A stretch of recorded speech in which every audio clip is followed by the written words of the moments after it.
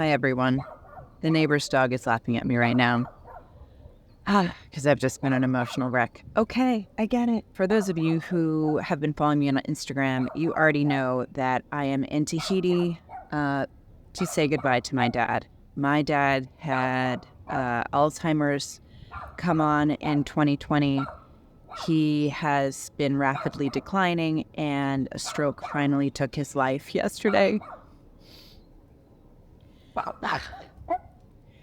And I'm here to say goodbye. This dog is ridiculous. I was going through his work and came across this video that he did a number of years ago. And it just meant a lot to me. I have spoken about my father on the channel before. He was a photographer and a very successful photographer.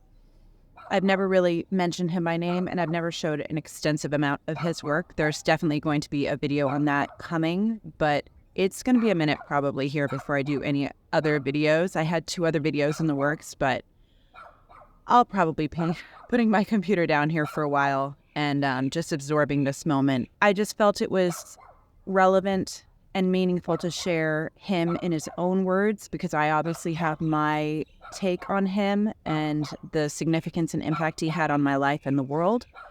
But I just wanted him to be able to share his own thoughts here, because I think they're very meaningful, particularly in this moment as we celebrate him, because I have no doubt he fearlessly crossed over. He was never afraid of anything. And so his beautiful and wise words to those of you interested in hearing about the life of this personally favorite photographer. So how did you become a photographer? I think a lot of people want to learn more about that. Well, I became a photographer by being fortunate enough to get a job as an assistant photographer to the most prestigious photo studio in London, a photographer by the name of John French, who's a cousin of the Queen, because at that time when I started, in those days, photography was a very new thing. I remember working with a photographer who was doing the first color pictures in England, which is a big deal, because in the 1960s, when I started, in the early 60s, it was still black and white. And in those days, photography was a reserve of the aristocracy, essentially. And even things like Vogue magazine were not available to the general public. The Vogue magazine was distributed to the good families. And in those days too, when I used to work in his studio, he gave me a job actually when he didn't have any job. He had 13 assistants anyway, but he's just a very kind man, and he saw me, he liked my pictures. I only had pictures of my mom and dad and my brother. But anyway, I had some pictures, and he was very kind and very generous and said, "John, listen, I don't have a job for you, but I'd like you to just be here." So I got paid. I was one of the first assistants to ever be paid, because all the others were from good families, and they were doing apprenticeships, so they call it. So in any event, I started there, and so I had a very good entree. And then meeting Jean Shrimpton, who was the ultimate model of that period. She was the first kind of supermodel, the first young model, because all the others were basically children of blue-blooded families. So she was the first kind of young, fresh girl, and she came along. I was part of a wave, really, with all of them. The 2 photographers that I met at John French were David Bailey and Terence Donovan. They were the foremost photographers of the 60s in London. I was with Mick Jagger, John Lennon, the Beatles, the Rolling Stones. It all came at the same time. And so I got sort of carried by a big wave, essentially, into photography. But meeting Jean, who was the most beautiful girl I ever met, especially, we were both 19 at the time. And that really carried me into it, and meeting her was like cemented my passion and my desire to be a great photographer. So I opened my first studio in West Hampstead in London at 19 years of age. And within a couple of weeks, I had a contract for DuPont to do all the others. So I've just been extremely fortunate in my whole life, actually. I seem to always be blessed with good fortune. And Florence is going to ask me another question. You just mentioned actually the 60s. This was obviously a very special time. Any particular stories you'd like to share with us from that period? Well, the 60s, I think, frankly, in my lifetime, short as it is, was the most fantastic time. I mean, it was just a revolution. We were coming out of the Second World War. All the kids were from the Second World War, pretty much. And so we had lived a kind of repressed life. You know, I was 11 years old before I ate a banana. Television, we didn't show up until I was about 14. My dad had a car when I was just about to leave home. So, you know, we came in with a lot of restrictions, a lot of, I had to ask permission to sit at the table, permission to leave the table, you know, so it was a very restrictive life. And suddenly, the Beatles, you know, it was like one of the first things that came along, and they were issuing singles in those days. So they were issuing like one new song a week or a month, and it was a big deal. So it was getting like, you know, like we get the news, it was like something new and hot. And I remember in my studio in West Hampstead, you know, it was like we were all waiting for the next song to come from the Beatles. So that whole period was very dynamic. It was very uncharted, but it was a period where the youth took over. We'd been controlled all our lives by the, you know, I mean, it's a traditional thing. You have it a lot in France too. But, you know, we had, France is next, I think, but Yeah, I think you get the idea. From London, you then moved to Paris, right? Yeah, London, I went to Paris. Actually, I was invited to go to Paris by a guy there who wanted to be my agent. So I went there, and it was also, I mean, Paris was magical to me. It was like an escape from the rain. And suddenly to see the Seine and to see the architecture is just so beautiful, and the food is so great. I mean, I came from England, you know. It's not renowned for its food. So I was just like totally, and then it was at a time, once again, where there was a lot of rebelliousness. You know, I was with this artist, you know, we used to drive up the steps of the Trocadero, and the police would come running after us, and he'd pull out his thing, which is from the president, who gave him special permission to behave like a lunatic. And it was just great. You know, it was like sunny.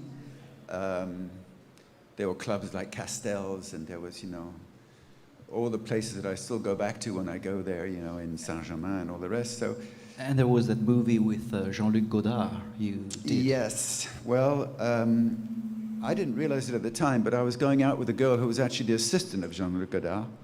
So I told her that I'd like to make a documentary about Jean-Luc Godard. And she said, yes, well, you and about, you know, 100 other people want to make a film about him, but he never does because he hates journalists, he hates interviews, he won't do them. So I said, well, just see what you can do. So she set up an appointment for me anyway. So I went to see Jean-Luc Godard, and he said to me, so I hear you want to do a documentary about me. Yes. He said, have you seen any of my films? I said, no. He said, have you ever made any films? I said, no. He said, do you know anything about film? I said, no, but I'm a good photographer. He said, okay, you can do it. So he gave me the film to do, which was complete shocking to me. But I realized later, you know, after getting to know him and everything, that you know, he's a rebel like me. And he doesn't want to use anybody that knows anything about film. He doesn't want to use anybody that's seen his films, because they're all going to have a point of view. I'm just an innocent virgin kind of child coming out of nowhere who knows nothing about film. That's just the guy I want. So I got to do the film. In fact, then I was in his film called 1+1, or Sympathy for the Devil. I was set up as a documentary filmmaker in his film. It was with the Rolling Stones. And so I was there in some beautiful forest out south of London interviewing Anne Wizemski, who was his girlfriend at the time. And so I was talking about, you know, typical Jean-Luc thing. Actually, what he did is he just literally bought the local, you know, the current political magazine, ripped out a few pages and said, read that. So that's how I did the interview. So I was talking about sex, I was talking about poetry, I was talking about, you know. But he was a great man. We became good friends, and I went with him actually. Is it okay for me to go ahead like that? And Okay. So I went off with him at the time, because, you know, it's 1968 now, And I went with him and Daniel Cohen-Bendit into the Boulevard Saint-Germain, just in front of the bridges, and there's about 30,000 people behind us, and we were filming, and the CRS is right in front of us, and the pavés were coming. So it was just total revolution, total wild, and it's just the kind of thing I like. So it was a wonderful, wonderful experience. And I John, think I now better shut up. about your commercial career in New York, tell us very briefly about that, and especially the big turning point, because I believe that's what eventually brought you here. The big turning point in your life. Well, that was kind of that's taking place in New York, pretty much. So after Paris, I went to New York, and then in New York, I had once again a very, I have a good fairy godmother, I guess, and I was very nervous about going to New York because New York is New York, it's Frank Sinatra and everything, and I didn't know how it'd be received, so I kind of delayed it quite a lot. But eventually, I went there. I went there with my girlfriend at the time, who became my first wife, and Eileen Ford was trying to get her because she was a beautiful girl, of course. And I went up to the office of Glamour magazine quite nervously, and I went in to see the editor-in-chief, and I went in her office, and all over her office were my pictures from Elle magazine and French Vogue and all the rest of it that I've been doing in Paris. So it was like, wow, so I've come home. And so New York became my new home. I spent 30 years in New York, and I worked 30 years with Condé Nast, with Glamour, with Vanity Fair, with all of the fashion magazines. I was in a fashion world. But I was kind of like with the jet set and all this kind of stuff, because being a photographer, I'm always with the most beautiful girls. I have all the supermodels around me all the time. So when you got all supermodels around you, you're living in a pot of honey. So then all the rock stars want to take you to dinner, and all the actors want to take you to dinner. Even the racing car drivers want to take me to dinner. Not because of me, but because of what I bring along. What was your reaction to that, to commercial success? And what is the message you'd like to send people with your new career? The message is quite simple that, I felt actually tricked by society because, we're taught that to be successful and have a lot of money is the goal. Okay, so I was very successful. I made a lot of money. I had houses and cars, all kinds of beautiful things like that. But in the end, the success brought me to the edge of a kind of black hole. It brought me to a kind of a vortex of emptiness. In other words, I've got everything, but why have I got nothing? In other words, you create this wonderful exterior, but inside there's a huge gap. And it became to the fore when my mother died. I had a wonderful relationship with my mother. My mother died, and my child was born. This is November, December 1980. My mother died, and within the month my child is born, it's like the torch has been passed from my mother to my daughter. Because my mother was my inspiration, and I felt very depressed when she died, partially because there was no reason for me to carry on. I had no reason to make pictures anymore because it was all for her anyway. But fortunately, my daughter came along, so now it's all for her.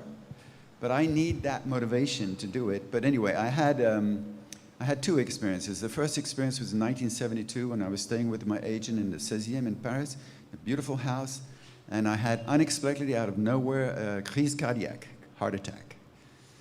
And I went home 7 times. Home for me is where we come from. I was clinically dead 7 times. And I had an experience there in that experience that just totally changed my life totally. And then my mother dying on top of that a few years later led me into, I've got to find out what is going on. So I actually, back in 1973, I started Transcendental Meditation. I've been meditating for 40 years. I recommend it to everybody. But especially after an experience like that, where you've experienced what you would call heaven, God, and all these things that they talk about in the big books. But it's totally amazing. Fortunately, not everybody knows what it's like because you'd all jump off the bridge immediately. But it is absolutely magnificent where we come from. It's absolutely magnificent where we return to. And I do my best to reveal my passion through beauty, or through the appreciation of beauty. And that's what you try to express through your photographs. The reason for my continuing, well, what happened is essentially I got in the late 1990s, I kind of had enough with the jet set. I'd had enough with all the commercialism. You know, for me, the level of beauty was going down because it was all, you know, due to commercialism, everything is getting more and more mediocre all the time. Because, you know, if you want to get the maximum amount of people to buy your products, then you have to go to the middle of the society. And the middle of the society is McDo and Carrefour and, you know. So everything was getting so much influenced by making money that I felt that the quality of art and all the rest. So basically, I left fashion, because I'm also a passionate sailor, so I left fashion to sail to Tahiti. For some reason, I bought a boat in 1984, and Tahiti just kept coming in my dreams. I have no idea why. And here you are now. John, you. it's time to wrap this thing up. Okay. In a few words, just a few words, what's your message to the audience today? The message is the audience is a very simple message. It's not a new message, it's an old message, but it's a message that I've been diligent to, and that is, you should follow your dream, that's all. Follow your dream. Follow your dream, whether it's difficult. In my case, it was kind of, for my family and everything, it was difficult because I was leaving all my wonderful career and leaving all my wonderful houses and things. But you have to follow your dream, no matter if you have to give up your fame, your fortune, you have to follow your dream. You have to follow your dream because it's difficult, and sometimes, you know, it's very difficult, so you have to be very courageous, you have to be very strong, and you have to be very disciplined. But I am so fortunate to have found this place and the energy that's here. I live on my boat still in the lagoon there, and there's an energy here which is absolutely magnificent. So follow your dream, follow your dream. Thank you very much, John.